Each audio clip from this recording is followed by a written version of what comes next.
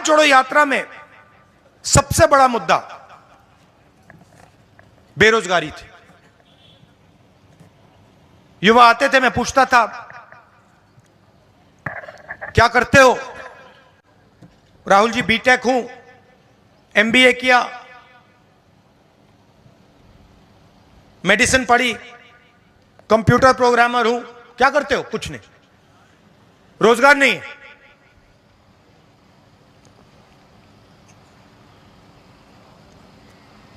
Delhi railway station में एक युवा कुली का काम कर रहा था, मेरे पास आता है, राहुल जी मैं तो इंजीनियर हूं, सिविल इंजीनियरिंग की है मैंने, 5-10 लाख रुपए मैंने प्राइवेट इंस्टीट्यूशन को दिए, अब मैं कुली का काम कर रहा हूं। नरेंद्र मोदी जी कहते हैं पकौड़े बेचो। और सबसे जरूरी मुद्दा है देश के सामने। तो आज मैं आपको यह बताना चाहता हूं कि हिंदुस्तान के युवाओं के लिए, आदिवासी युवाओं के लिए, पिछड़े वर्ग, दलित, गरीब, जनरल कास्ट के युवाओं के लिए कांग्रेस पार्टी क्या करने जा रही है। सबसे पहला कदम हमने गिनती की है, हिंदुस्तान में 30 लाख सरकारी वैकेंसीज हैं। 30 लाख। मोदी जी इनको भरवाते नहीं है,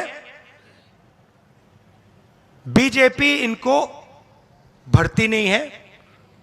सरकार में आने के एकदम बाद हमारा पहला काम होगा कि 90% को 30 लाख सरकारी नौकरियां हम दे देंगे।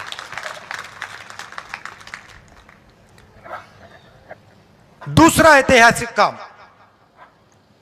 हम मनरेगा प्रोग्राम लाए थे, रोजगार का अधिकार। लाखों लोगों को फायदा हुआ, अधिकार दिया हमने। वैसे ही हम हिंदुस्तान के युवाओं को, सब युवाओं को अप्रेंटिसशिप का अधिकार देने जा रहे हैं। और यह अधिकार हर ग्रेजुएट, हर डिप्लोमा होल्डर को मिलेगा। अधिकार क्या है कि कॉलेज, यूनिवर्सिटी, डिप्लोमा के एकदम बाद 1 साल के लिए हर ग्रेजुएट को प्राइवेट कंपनी में, सरकारी ऑफिस में 1 साल की अप्रेंटिसशिप दी जाएगी और 1 लाख रुपए उसे 1 साल में दिया जाएगा। और यह हर ग्रेजुएट के लिए किया जा रहा है। ये जो लाखों लोग कह रहे हैं कि हम बेरोजगार हैं, कॉलेज के एकदम बाद अगले दिन इनको अप्रेंटिसशिप मिल जाएगी और यह अधिकार होगा। यह ऐसे नहीं होगा कि भैया हमें देना है तो देंगे, नहीं देना तो नहीं देंगे। यह मनरेगा जैसा अधिकार होगा, कानूनी अधिकार अप्रेंटिसशिप का आपको दे रहे हैं। इससे देश में करोड़ों युवाओं को फायदा होगा, ट्रेनिंग मिलेगी और पहला साल का, एक प्रकार से पहले साल का रोजगार मिलेगा। भारत जोड़ो यात्रा में बहुत सारे युवा आए, कहते हैं राहुल जी हमने एग्जाम की तैयारी की, हम गरीब हैं, 3-4 महीने हमने मतलब रात दिन कर दिए, एक कर दिए। एग्जाम के दिन पता लगता है 5% वालों के टेलीफोन पे पेपर लीक। हम ईमानदारी से काम करते हैं और जिनके पास धन है पेपर चुरा लेते हैं। और फिर उसके बाद हमें कहा जाता है कि देखिए पेपर लीक हो गया तो आपको अब नौकरी नहीं मिलेगी।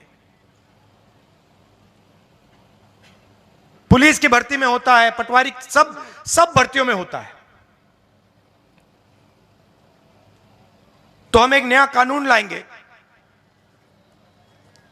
पेपर लीक के खिलाफ एक कानून, जिसमें हम एग्जाम दिलवाने का तरीका स्टैंडर्डाइज कर देंगे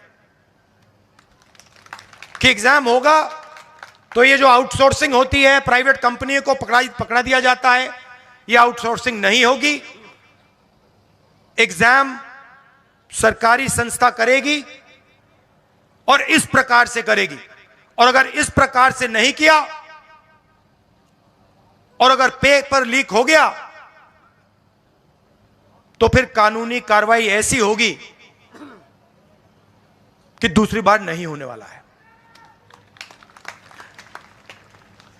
चौथी चीज, युवाओं के लिए, बहुत सारे युवा उबर, ओला, डिलीवरी का काम करते हैं। इसको अंग्रेजी में गिग वर्कर्स कहते हैं। और राजस्थान में हमने इनके लिए कानून बनाया था, इनकी रक्षा के लिए, इनकी पेंशन के लिए, इनकी सोशल सिक्योरिटी के लिए। जो कानून हमने राजस्थान में बनाया था वही कानून हम पूरे हिंदुस्तान में लागू करने जा रहे हैं कि जो ड्राइवर का काम करता है, सिक्योरिटी गार्ड का काम करता है, उबर का काम, ओला का काम, ये पिज्जा डिलीवरी जो होती है, ये जो सब युवा हैं, इनकी रक्षा हो,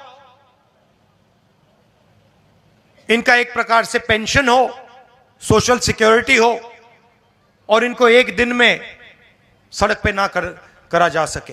तो इसके लिए हम एक हिंदुस्तान में एक कानून बना रहे हैं। और पांचवी चीज,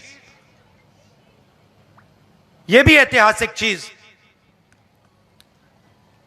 नरेंद्र मोदी जी ने स्टार्टअप इंडिया किया, स्टैंड अप इंडिया किया, मेक इन इंडिया किया, कोई फर्क नहीं पड़ा। वो सारा का सारा 2-3 अरबपति उठा के ले गए। नरेंद्र मोदी जी की मार्केटिंग जरूर कर दी, टीवी पे उनका चेहरा जरूर दिखा दिया, मगर जो युवा हैं उनको ना स्टार्टअप मिला, ना मेक इन इंडिया मिला। तो हमने 5,000 करोड़ रुपए स्टार्टअप्स के लिए एक फंड बनाया है, और हर डिस्ट्रिक्ट में यह फंड रहेगा। 10 करोड़ रुपए स्टार्टअप्स के लिए, गरीबों के लिए यह फंड दिया जाएगा। तो गरीब युवा हैं, बेरोजगार युवा हैं, ये अगर छोटा सा बिजनेस शुरू करना चाहते हैं, काम करना चाहते हैं, तो ये स्टार्टअप फंड उनकी मदद के लिए किया जा रहा है। तो ये 5 ऐतिहासिक काम हैं युवाओं के लिए। भर्ती भरोसा, 30 लाख वैकेंसीज भरना, पहली नौकरी पक्की, अप्रेंटिसशिप वाला कानून, पेपर लीक से मुक्ति, पेपर लीक वाला कानून, गिग वर्कर्स के लिए सोशल सिक्योरिटी, और युवा रोशनी 5,000 करोड़ रुपए डिस्ट्रिक्ट्स में स्टार्टअप्स के लिए। तो ये हम आपके लिए करने जा रहे हैं। अंत में आपसे कहना चाहता हूं कि आपकी आदिवासियों की जल, जंगल और जमीन की लड़ाई हमारी लड़ाई है। आपके साथ हम खड़े हैं। हम पैसा कानून लाए, जमीन अधिकरण कानून लाए, और जो भी हम आपके लिए कर सकेंगे, शिक्षा के लिए, स्वास्थ्य के लिए, जल, जमीन, जंगल के लिए, हम आपके लिए करेंगे, दिल से करेंगे। बहुत बहुत धन्यवाद।